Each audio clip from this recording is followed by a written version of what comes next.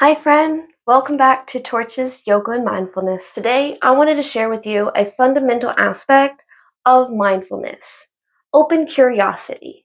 To be mindful, we must genuinely be open to new experiences and new perspectives without judgment, and we must be able to genuinely embrace the uncertain and change. When we approach an experience with the preconceived notion, with all this judgment that it's going to happen and play out the same way experiences in our past have, when we have that approach, we limit our abilities to be able to see and pick up on the subtle uniqueness, the subtle differences that could be in this situation that wasn't in the one before. We miss out on being able to see new opportunities and new possibilities of how this experience can take a different path and play out a different way, maybe a more fulfilling way. When we notice each moment with openness and mindfulness, we allow that moment to stand on its own.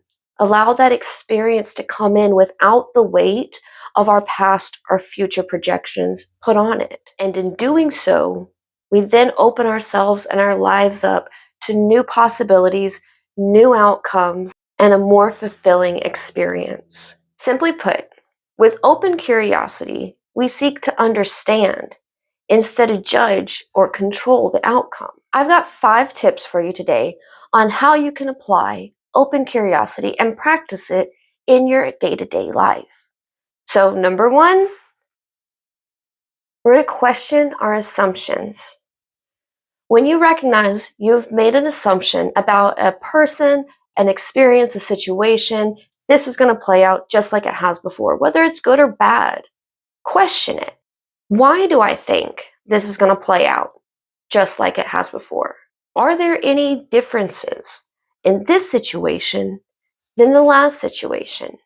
Or is there another route that this experience could take leading to another outcome? Just because you won $100 on a scratch off one time doesn't mean you're going to think every scratch off experience is going to be the same or better. Question your assumptions. Number 2, reframe the unknown as an opportunity.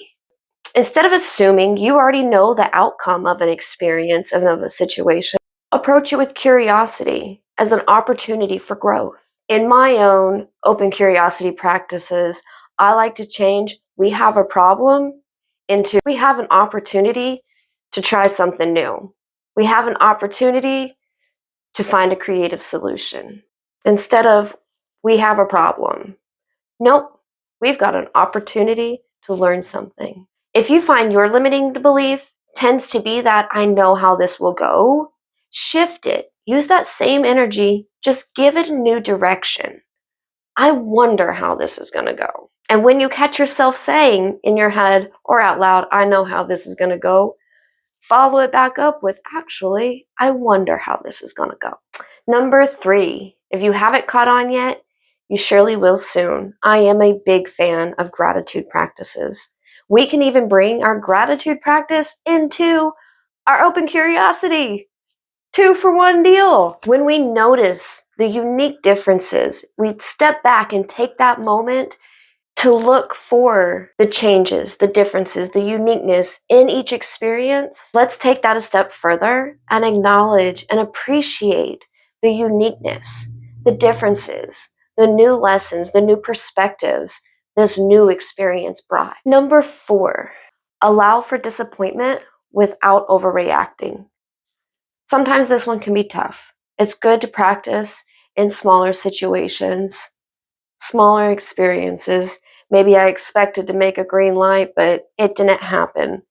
That's a less of a disappointment than a big endeavor you may have taken on, not quite playing out the way you expected. We can't control the outcome, but we can control our efforts and our intentions. When we go into a situation with this expectation of how it will play out, maybe you expect to get your way, maybe you expect to get that raise.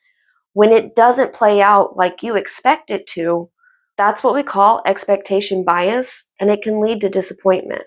When we do experience those disappointments in life, instead of resisting or overanalyzing, accept those feelings as part of the process. That disappointment, it didn't work that way this time. If it's something we need to give another go, we can try different options. Find a new creative avenue that might get us there. Differences along the way can provide a different outcome. Reflect on the things that you might have been able to control: your effort, your intentions, your choices. But then we have to let go of those things we couldn't control. Tip number 5, use positive visualization. Our thoughts are energy, so let's put it to good use. If you find you're expecting the worst in a situation, use that as your action point, and instead intentionally visualize positive or even just neutral outcomes. And in this way, we retrain our mind to stay open to the broader possibilities and opportunities. And my last tip for you, number 6, embrace flexibility. To embrace flexibility, we need to respond to challenging situations with that flexibility instead of trying to force it to turn out the way we're wanting it to, or that we think it should. We might have to adjust our plans, our reactions, maybe even our beliefs when things don't unfold as we expected them to. Being able to adapt to the new experience, to welcome in that new experience, that change, that uncertainty, leaves us open to more options, more opportunities. Those are my tips for you today. Give them a go in your own day-to-day world. Let me know in the comments if you have any open curiosity practices you use, or how these exercises have worked for you. We do also have a guided meditation on exploring and connecting with open curiosity on our YouTube page. As always, friends, please remember, mindfulness is a daily practice, and some days are just better than others. So be kind to yourself as you move forward with these new exercises. Stay present, stay kind to yourself, and I will see you soon.